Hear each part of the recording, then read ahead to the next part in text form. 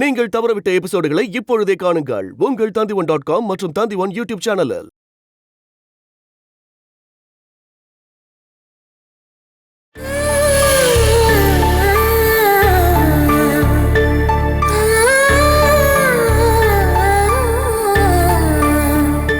நீ எத்தனாவதுமா படிக்கிற? 7th. சித்தப்பா உங்க பசங்க? உனக்கு படிக்க எதுவும் இல்லையா? வா என் கூட. அம்மா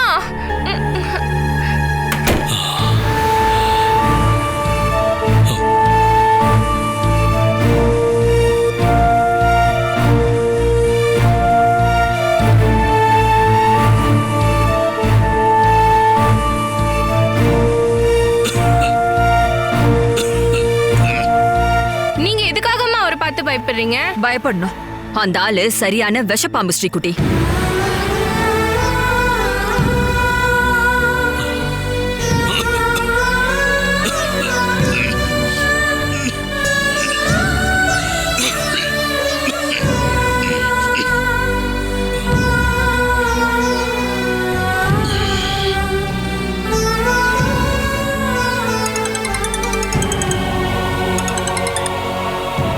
சொல்லுங்க ஜெயாக்கா. டேய், நீ இப்ப எங்க இருக்க? வீட்ல தான். லேண்ட்லைனுக்கு கால் பண்ண யாருமே எடுக்கல. அதுல ஏதோ பிரச்சனை இருக்கதா அம்மா சொல்லிட்டு இருந்தாங்க. ஹரிக்கு ஃபோன் பண்ண அவன் ஃபோன் நாட் ரீச்சபிள்னு வருது. என்ன விஷயம்க்கா? டேய், கொஞ்சம் உடனே வீடு வரைக்கும் வந்துட்டு போறியா? எதுக்காக? டேய், வேணு இங்க வந்திருக்கான்டா. அவன் ஏன் வந்திருக்கான்? தெரியல, வெளியில தான் உட்கார்ந்திருக்கான். என்ன பிரச்சனை பண்ண போறான்னு தெரியல. அவர் வேற வர டைம் ஆயிடுச்சு. அந்த வேணுவால ஏதாவது பிரச்சனை வந்துருமோன்னு எனக்கு பயமா இருக்குடா. நீங்க பக்கத்துல இருக்க ஸ்டேஷனுக்கு கால் பண்ணி வீட்டுக்கு ஒரு ஆள் வந்து பிரச்சனை பண்ணிட்டு இருக்கான்னு சொல்லுங்க. அவங்க தூக்கிட்டு போய் உள்ள போட்டுருவாங்க. அக்கா ஒரு நிமிஷம், செகண்ட் லைன்ல யாரோ வராங்க. நான் அப்புறமா பேசுறேன். டேய்,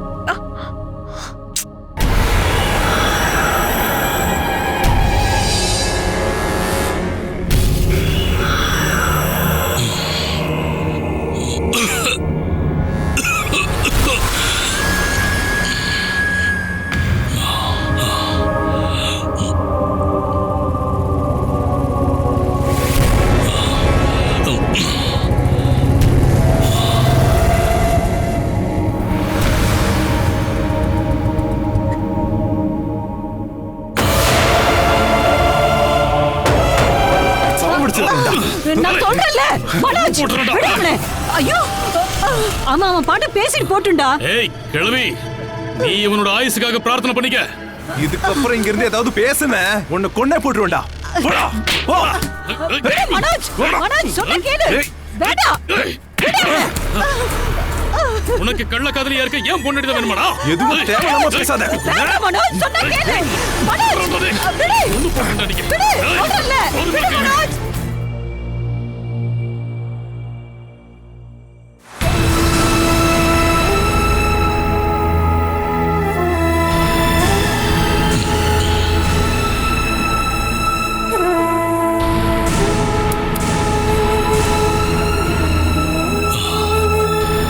பிரச்சனை பண்றதுக்காக வரல, உங்ககிட்ட உதவி கேட்கலான்னு தான் வந்திருக்கேன். காட்டு யானை மாதிரி ஒத்தையில கம்பீரமா சுத்திக்கிட்டு இருந்த அந்த வேணுகோபாலா இது? நீங்க நிக்கிற இதே இடத்துல இருந்து ஏகப்பட்ட பிரச்சனைய பண்ணிருக்கீங்க. அதெல்லாம் உங்களுக்கு ஞாபகம் இருக்கா? அன்னைக்கு நான் பண்ண தப்புக்கான தண்டனைய இன்னைக்கு நான் அனுபவிச்சுக்கிட்டு இருக்கேன். 2 கிட்னியும் ஃபெயிலியர் ஆயிடுச்சு. நான் டயாலிசிஸ் பண்ணிக்கிட்டு இருக்கேன்.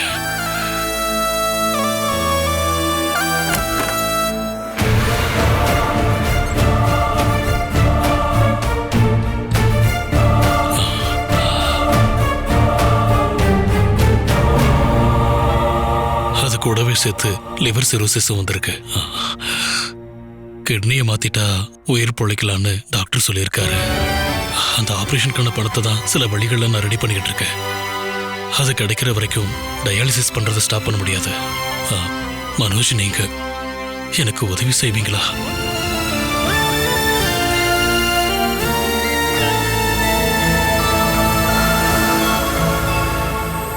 நீங்க பழைய விஷயங்களை மனசுல வச்சுக்கிட்டு யோசிக்க வேண்டாம்.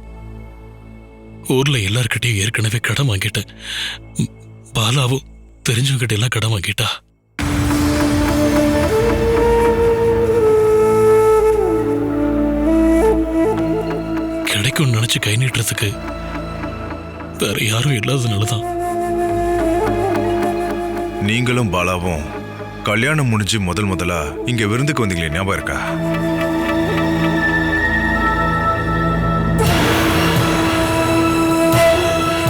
அன்னைக்கு நான் மழையில நனைஞ்சிட்டு வந்தேன்னு என் தலையை துடைக்கிறதுக்காக டவலை எடுத்து கொடுத்ததுக்காக சண்டை போட்டுட்டு எங்களெல்லாம் கண்டபடி திட்டிட்டு பாலாவை கூட்டிக்கிட்டு அன்னைக்கு நடு ராத்திரில இந்த வீட்டை விட்டு கிளம்பி போனீங்க. அதை நான் சாகுற வரைக்கும் மறக்க மாட்டேன்.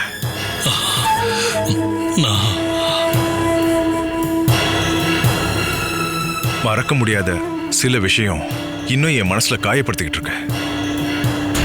எனக்கும் ஜெயாக்கும் இருந்த உறவை பிரிக்கணும்னு நினைச்ச பல விஷயங்கள். அன்னைக்கு நான் போதையில கண்டதெல்லாம் பண்ணிட்டேன்.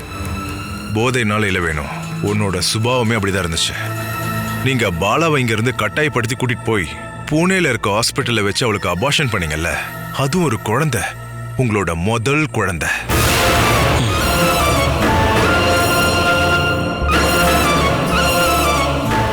அது என்னோட குழந்தை தான் சொல்லி பாலாவை எத்தனை முறை இறக்கமே இல்லாம அவளை கொடுமைப்படுத்திருப்பீங்க.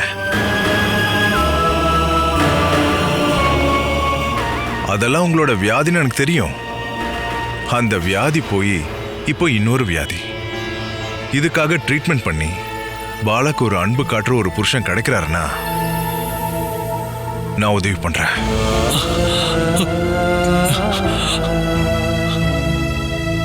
உலவா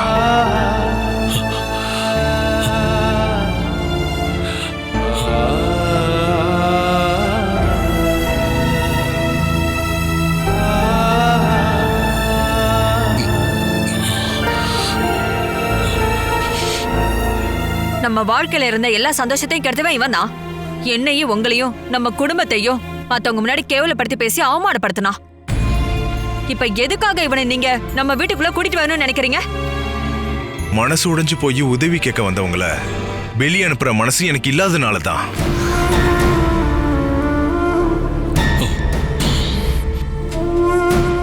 இவரை உன் தங்கச்சி புருஷன் நினைக்காம என்னோட க்ளோஸ் ஃப்ரெண்டே நினைச்சா போதும். வந்தவர் சாப்பிடணும், போய் சாப்பாடு எடுத்து வை.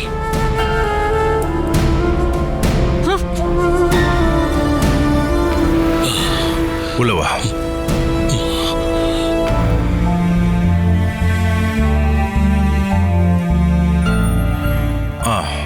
வந்து உட்கார.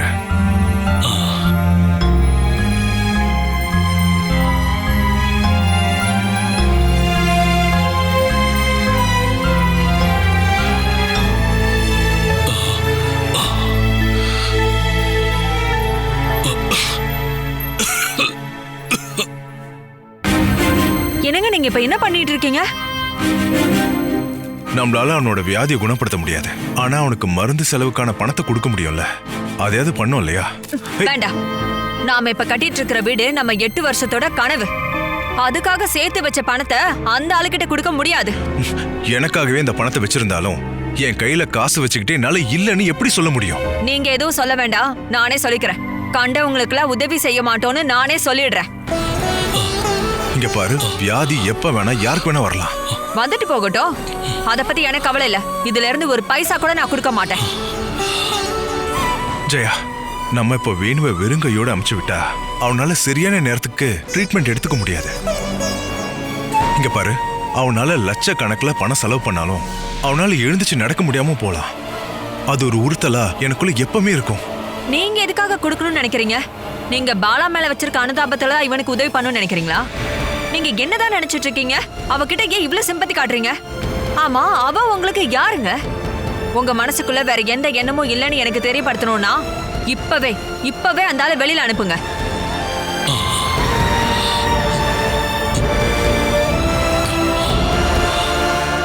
பதினாலு வருஷமா என் கூட ஒன்னா வாழ்ந்துட்டு இருக்க உனக்கு நான் எப்படி பட்டோன்னு உனக்கு தெரியல. இப்பவும் புருஷனை சந்தேக கண்ணோட பாக்குற நீ எங்க இருக்க? அவளை அடிச்சு கொடுமைப்படுத்தி கஷ்டப்படுத்தின புருஷனை காப்பாத்துறதுக்காக போராடுற பாலா எங்க? என்ன கூட விட்டுரு. பாலாவை பத்தி தப்பா நினைக்கிற உன்னோட கெட்ட மனசை முதல்ல நீ மாத்திக்கோ.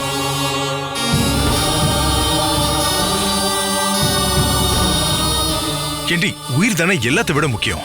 அந்த உயிரை காப்பாத்துறதுக்காக தான் அந்த ஆள் இங்க வந்து பிச்சைக்காரன் மாதிரி கெஞ்சிக்கிட்டு இருக்காரு.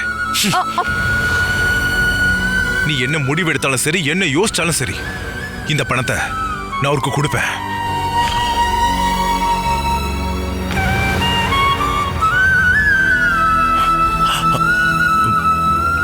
வேணும்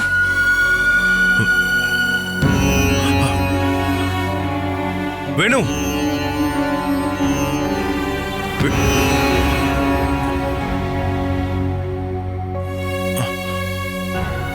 செல்லம், வேணும் எங்க? அவரு போயிட்டாரு. போயிட்டானா?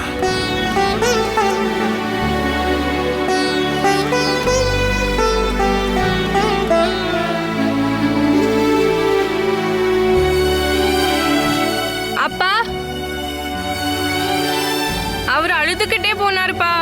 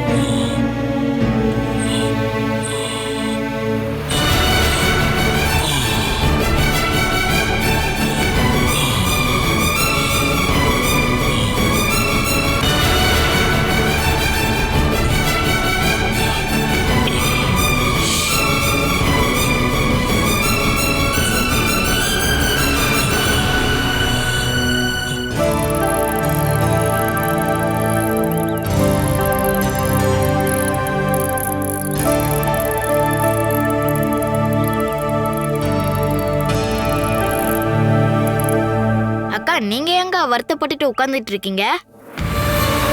அம்மா வந்தாங்கன்னா என்னை கண்டிப்பா திட்டுவாங்க. எதுக்கு? அப்பாவை எங்கேயுமே அனுப்பக்கூடாதுன்னு என்கிட்ட சொல்லிட்டு தான் அம்மா போனாங்க. அடச்சே, இதுக்காக தான் வருத்தப்பட்டுட்டு இருக்கீங்களா? இதெல்லாம் ஒரு விஷயம். அட போனவர் அப்படியே போகட்டுமேக்கா. நீங்க எந்திரிச்சு வாங்க, எனக்கு ரொம்பவே பசிக்குது, வந்து சாப்பாடு போடுங்க. அந்த டேபிளுக்கு மேல எடுத்து வச்சிருக்கேன்டா, நீ போட்டு சாப்பிடு. அப்படியே வருத்தப்பட்டுட்டு இருக்கா.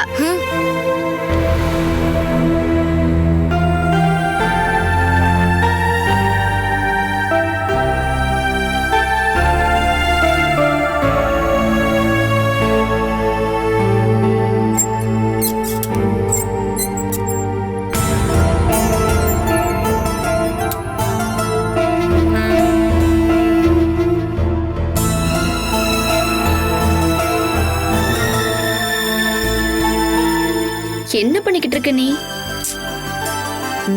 ஏதோ ஒண்ணு இருக்கு. அப்படி இல்லைன்னு நீ இந்த மாதிரி எல்லாம் உட்கார்ந்துட்டு இருக்க மாட்டேன். சொல்லுமா, வேணு கூட நீ சண்டை போட்டியா என்ன? அம்மா என் மேல கோவப்படாதீங்க. நான் எதுக்காகமா கோவப்பட போறேன்? நீங்க பேங்க்குக்கு போறதா சொல்லிட்டு போனீங்கல்ல, நீங்க போனதுக்கு அப்புறம் அப்பாவும் போயிட்டாரு. போயிட்டாரா? எங்க? அது எனக்கு தெரியலம்மா. அம்மா வந்ததுக்கு அப்புறம் போக சொல்லி நான் சொன்னம்மா. அம்மா வர்றதுக்கு முன்னாடியே நான் வந்துருவேன்னு சொல்லிட்டு போனாருமா. அம்மா, நீங்க அப்பாக்கு கால் பண்றீங்களா?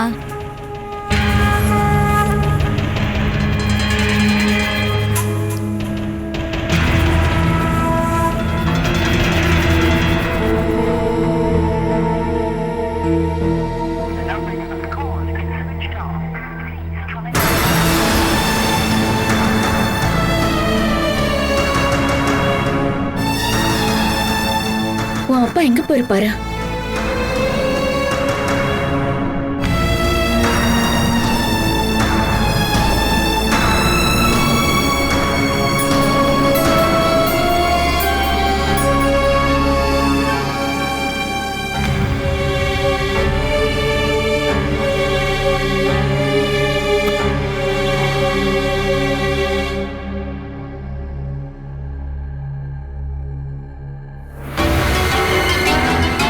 இங்க நடக்கிற விஷயங்கள் உங்களுக்கு தெரிஞ்சுக்கிட்டா இல்ல தெரியாமலையா காலையிலேயே கிளம்பி போறீங்க? நமக்கு எதை பத்தியும் தெரியவும் வேண்டாம், கேட்கவும் வேண்டாம்.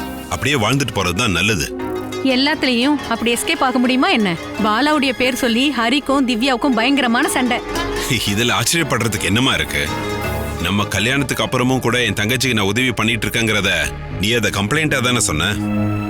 பொண்டாட்டிக்காகவும் குழந்தைங்களுக்காகவும் எதிர்காலத்துக்காகவும் சேர்த்து வச்சிருந்த பணத்தை எடுத்து தங்கச்சிக்கு கொடுத்தா எந்த நாத்தனாருக்கு தான் அது பிடிக்கும் சொல்லு? அன்னைக்கு நீ அப்படி சொன்ன, இன்னைக்கு திவ்யா. அது மட்டும்தான் ஒரே வித்தியாசம். இப்ப திவ்யா நினைச்ச மாதிரி பாலாக்கு லட்சக்கணக்கில் பணம் கொடுத்துருலையே, அதிகபட்சமா 10 15 கொடுத்துருப்பான்.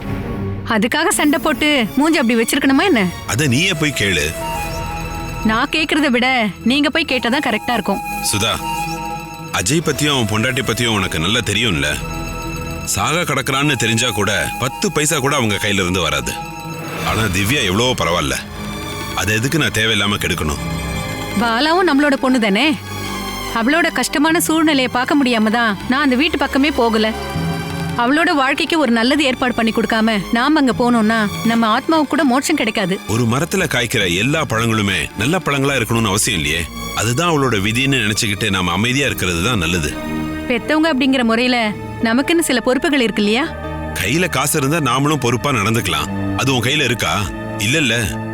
சொல்ல போனா என் கையிலயும் எதுவும் இல்ல. ஒருவேளை என் கையில இருந்தாலும் பாலாக்கு உதவி பண்ற அளவுக்கு என்கிட்ட இல்ல. அப்படி இருக்கும்போது நாம என்ன பண்ண முடியும்? தேவையில்லாத விஷயங்கள்ல மூக்க நுழைக்காம அமைதியா இருந்து பசங்க சொல்றபடி கேட்டுட்டு வாழ்ந்துட்டு போகணும். பாலாவுடைய வீட்டுக்கு போய் அவளுடைய நிலைமை பாத்தீங்கன்னா இப்படி மனசாட்சி இல்லாம நீங்க பேசவே மாட்டீங்க. அதனாலதானே நான் போகாம இருக்கேன். இந்த மாதிரி நேரத்துல தாங்க அவளுக்கு நம்ம உதவி பண்ணணும். நீ சொல்ற மாதிரி இது ஒன்னும் 10,000 15,000க்குள்ள முடியற விஷயம் இல்ல. வேணுக்கு ட்ரீட்மெண்ட் பண்றதுக்கு லட்சக்கணக்கில் பணம் வேணும். நாம இப்ப உதவி பண்ண போனா அப்புறம் எல்லா செலவுகளும் நம்ம தலையில வந்து விடும். அதுக்காக நம்ம இப்படியே விட்டுட்டு போக முடியுமா? அவளும் நம்ம ரத்தம் தானே. ஹரிக்கிட்டையும் அஜய் கிட்டையும் பேசிட்டு பாலாவுடைய விஷயத்துல நல்ல முடிவா எடுக்கணுங்க. ஜெயாவையும் மனோஜையும் இங்க வர சொல்றேங்க. பாலாவும் வருவா. எல்லாரும் சேர்ந்து கலந்து பேசி என்ன பண்ண முடியும்னு இந்த விஷயத்துல நம்ம ஒரு முடிவு எடுத்து ஆகணும். என்ன முடிவு எடுக்கணும்னு நீங்க ஆசைப்படுறீங்கம்மா? அம்மா, உங்களோட பிரச்சனை தான் என்ன? ட்ரீட்மெண்ட் கொடுக்காம வேணு செத்து போயிட்டா அதோட பாவம் நம்மள தாண்டா சேரும். பாலாவும் குழந்தைங்களும் அனாதி ஆயிடுவாங்க. அப்படி நடக்காம இருக்க நீங்க எல்லாரும் சேர்ந்து அவளுக்கு ஒரு வழியை உண்டாக்கி கொடுக்கணும். பாலாவை கட்டி கொடுக்கும் போது கேட்ட வரதட்சணை கொடுத்துதான் அவளை இங்க இருந்து அனுப்பி வச்சோம். அவங்க ஒன்னும் கேட்கவே இல்லையே. நம்ம கையில இவ்வளவுதான் இருக்குன்னு சொன்ன உடனே அவங்க ஒத்துக்கிட்டாங்க.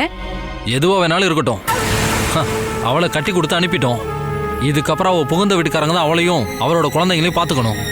அவங்களுக்கே இல்லாத அக்கறை நமக்கு இருக்க வேண்டிய அவசியம் இல்லை. கடன் வாங்கியோ சொத்தை வித்தோ அவளுக்கு உதவி பண்ணுங்கன்னு நான் சொல்லவே இல்லையே. கடவுளோட ஆசீர்வாதத்தோட அவளுடைய அண்ணன் தம்பிக்கும் அவங்களுடைய பொண்டாட்டிங்களுக்கும் வேலையும் நல்ல சம்பளமும் இருக்கு. அதுல இருந்து பாலாவுக்கு உதவி பண்ண ஒரு சின்ன அமௌண்ட் போதுமே. அது கூட உங்களால பண்ண முடியாதா என்ன? இந்த வீட்டு வாசல வந்து நின்னுக்கிட்டு பிரச்சனை பண்ணது இப்ப கஷ்டப்படுறதா சொன்னீங்களா? அவதானே ஊர்க்காரங்க முன்னாடி நம்மளை அவமானப்படுத்தி அசிங்கப்படுத்தினதெல்லாம் போதாதுன்னு கண்டு ஆட்டோக்காரனோடலாம் சுத்திக்கிட்டு நம்ம குடும்ப மானத்தை காத்துல பறக்க விட்டுருக்கால. இவ்வளவு அசிங்கப்படுத்தின பாலாவுக்கு உதவி பண்றதுக்கு எனக்கு விருப்பம் கிடையாது. நான் அப்படி ஒரு உறவை முறிச்சு பல வருஷங்கள் ஆயிடுச்சு. இப்ப பாலாங்கிற அக்காவே எனக்கு கிடையாது. அப்படி ஒரு பொண்ணு இருந்ததை நீங்களும் மறந்துடுங்க.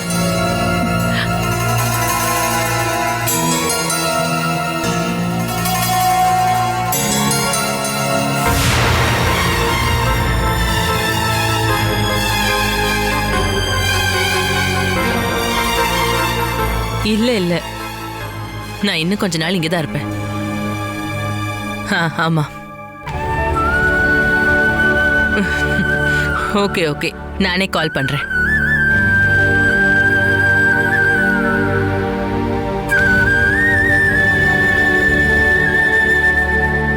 சரி சரி ஓகே, நான் மறக்க மாட்டேன், கால் பண்றேன்.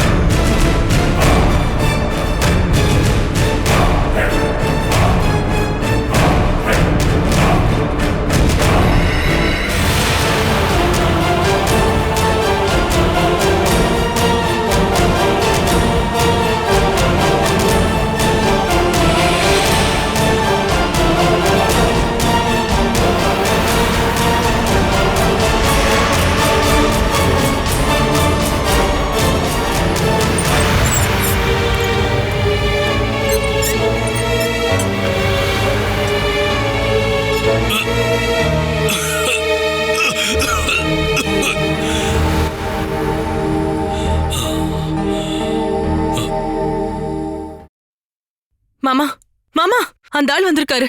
யாரு? அதான் அந்த வேணுகோபால். அவன் எங்க இங்க? ஏதாவது பிரச்சனை பண்ணதான் வந்திருப்பாருன்னு நினைக்கிறேன். இல்லனா இங்க இருந்து பணம் வாங்கிட்டு வர சொல்லி பாலா கூட அனுப்பியிருக்கலாம். அந்த ஆள் வீட்டுக்குள்ள வந்தாருன்னா என்ன பண்றது? என்ன பிரச்சனை? பாலாவோட ஹஸ்பண்ட் வேணு வந்திருக்கான். யார் வந்திருக்காங்களா? உங்க பொண்ணோட வீட்டுக்காரர் எப்படி இருக்காருன்னு பார்க்க போனீங்கல்ல, இதோ உங்களை பார்க்கறதுக்காக அந்த ஆளே வந்துட்டாரு. யாரு? உங்க மருமகன் வேணுகோபால். அவன் கூப்பிடுறான்னு யாரும் வெளியில போயிடாதீங்க.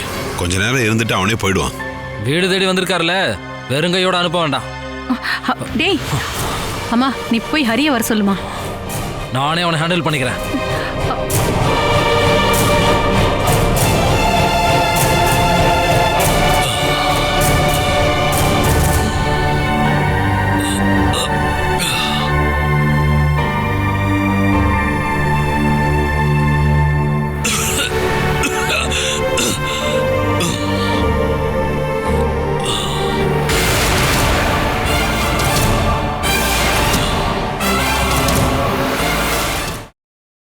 Catch us on TV, Tandivan.com, Facebook and YouTube.